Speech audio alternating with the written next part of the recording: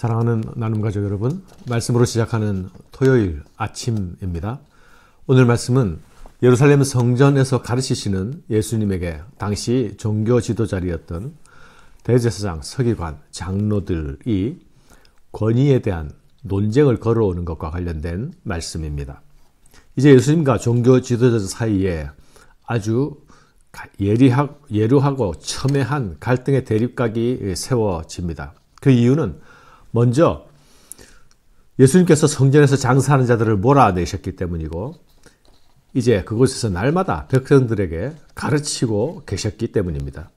그들 입장에서는 성전을 중심으로 한 자신들의 이익 기반에 심각한 타격을 받았습니다. 게다가 예수님이 날마다 그곳에서 가르치시니 백성들의 마음이 예수님께로 쏠리고 있었으니 결코 탐탁치 않았을 것입니다. 그들은 실상 예수님께서 자신들의 기독권의 영역을 침범하고 있는 것에 심각한 위협을 느끼고 있었습니다. 이제 그들은 예수님에게 당신이 도대체 무슨 권위로 이런 일을 하는지, 그 권위를 과연 누가 당신한테 준 것인지 말하라고 합니다. 말하여 이르되 당신이 무슨 권위로 이런 일을 하는지, 이 권위를 준 이가 누구인지 우리에게 말하라. 그들이 예수님께 이렇게 논쟁을 걸어오는 것, 토론하기 위함이 아니죠. 어제 묵상 본문 19장 47절에 이미 그들은 예수님을 죽이기로 모의하였습니다. 그러나 막상 실행하지 못한 이유는 백성들이 예수님을 주목하고 있었기 때문입니다. 그들이 예수님께 던진 그 권위에 대한 질문은 함정 질문이었죠. 그러나 예수님은 그들의 요구에 직접적인 답을 하지 않으십니다. 오히려 그들에게 되레 다시 세례 요한에 대한 질문을 던지십니다. 대답하여 이르시되 나도 한 말을 너희에게 물으리니 내게 말하라. 요한의 세례가 하늘로부터냐 사람으로부터냐. 예수님이 던진 요한의 세례에 대한 이 질문은 둘 중에 하나, 하나님으로부터냐 사람으로부터냐, 양자택일을 요구하는 질문이 아닙니까? 그들이 이쪽으로 대답하든 저쪽으로 대답하든 그들은 진퇴양난에 빠질 수밖에 없었습니다. 그들이 서로 의논하여 이르되 만일 하늘로부터라 하면 어찌하여 그를 믿지 아니하였느냐 할 것이요, 만일 사람으로부터라 하면 백성이 요한을 선지자로 인정하니 그들이 다 우리를 돌로 칠 것이라 하고 대답하되 어디로부터인지 알지 못하노라 하니. 그들은 예수님의 질문을 모른다고 대답함으로써 모르겠다 말함으로 위기를 모면합니다.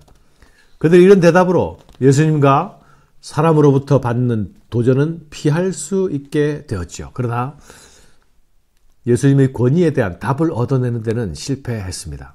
사실 그들은 진리에 관심이 있는 사람들이 아니었죠. 진리보다는 실리에 관심이 있는 사람들이었습니다. 이익과 기득권에만 관심이 있는 사람들이었습니다. 예수님도 그들의 마음속에 무엇이 들어있는지, 어떤 의도를 가지고 있었는지 아셨기 때문에 그들의 질문에 대답하지 않으셨습니다. 이 논쟁에서 승리하신 예수님은 성전에서 가르치던 백성들에게 악한 소작인의 비유를 들려주십니다.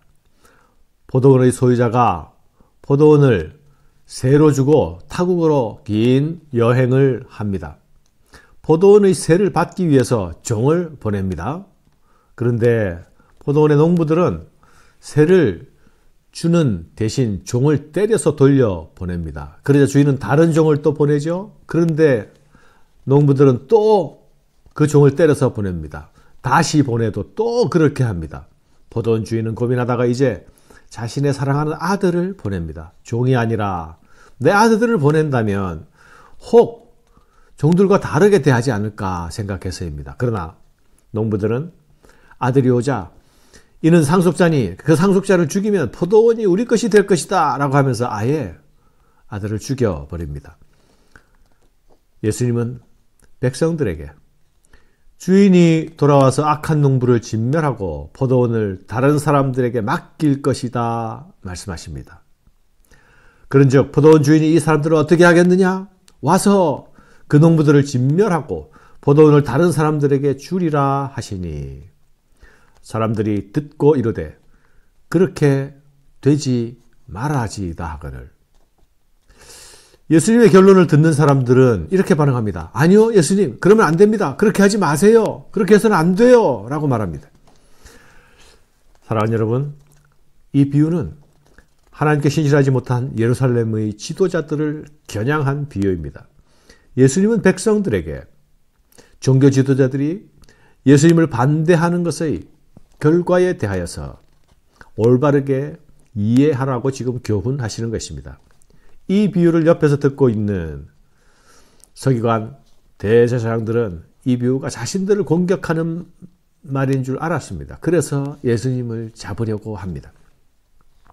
사랑하는 여러분, 주인을 배반하는 반역의 역사는 바로 이스라엘의 역사가 아닙니까? 예루살렘은 하나님이 그들에게 보내신 선지자들을 죽이는 선지자들의 무덤이었죠. 예루살렘 종교 지도자들은 하나님께 반역하는 반역의 역사를 반복하고 있습니다. 이들이 바로 악한 농부들입니다.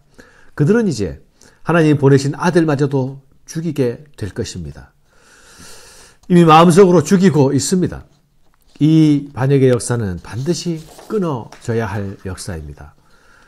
예수님은 시편 118편 22절의 말씀을 인용하여 이제 말씀하십니다. 그들을 보시며 이르시되 그러면 기록된 바 건축자들의 버린 돌이 모퉁이의 머릿돌이 되었느니라 함이 어찌미냐.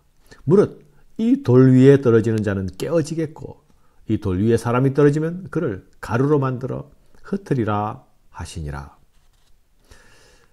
예수님 자신이 건축자들에게 버림받은 모퉁이 돌이십니다. 이 모퉁이 돌은 사실 기초석이요, 기준석이 아닙니까? 이 돌을 기준으로 두 벽이 연결되고 이어지지요.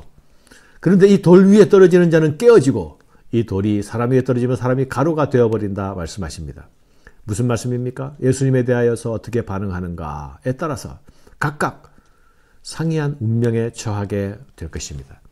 사람들은 예수님을 죽이고 배척하겠지만 아들을 거부한 자들에게는 반드시 결과가 뒤따르게 될 것입니다. 사랑하는 여러분, 우리는 이 비유를 통해서 예수님이 유대인들에게 배척을 받고 죽음에 넘겨진 이유를 알 수 있습니다. 누가의 모든 독자들은 이 비유를 통해서 예수님이 죽이신 이유에 대해서 이해하게 될 것입니다. 그러나 예수님의 죽음을 통해서 또한 새로운 하나님의 공동체의 기초석이 태어납니다. 그러나 그를 죽인 예루살렘의 종교 지도자들은 대가를 치룰 것입니다. 하나님은 이제 유대인의 손에 독점되어 있던 하나님의 백성, 교회를 유대인과 이방인의 그룹으로 확장된 새로운 종들에게 맡기실 것입니다. 사랑하는 여러분, 악한 소작인들은 맡겨진 포도원인 포도원인 이스라엘에서 자신의 역할을 잘 감당하지 못했습니다. 하나님 포도원을 그들의 일터로 주셨지요. 그러나 그들은 포도원을 주신 일터가 아니라 자신의 소유로 삼으려는 악함을 보였습니다. 이 악함이 보내신 아들을 죽이려는 자리까지 이르게 된 것이 아닙니까? 포도원을 내 것이라 착각하고 소유권을 주장하게 될 때에 잘못에 이르게 되었습니다. 사랑하는 여러분, 오늘 우리는 모두 주님의 청지기 소명을 받은 자들이 아닙니까? 소명을 주신 분의 의도대로 내 일터, 내 삶, 그것으로 주님을 잘 섬겨야 합니다. 이것을 내 것이라 생각하고 내 것이라 주장하고 내 것이라 확인하려 들 때에 주신 그분, 주인이신 그분과의 긴장과 갈등의 관계가 발생하게 될 것입니다. 신실한 포도원지기의 사명은 두려움과 떨림으로 이루어 가야 하는 우리의 구원임을 기억하시는 아침이 되기를 바랍니다. 감사합니다.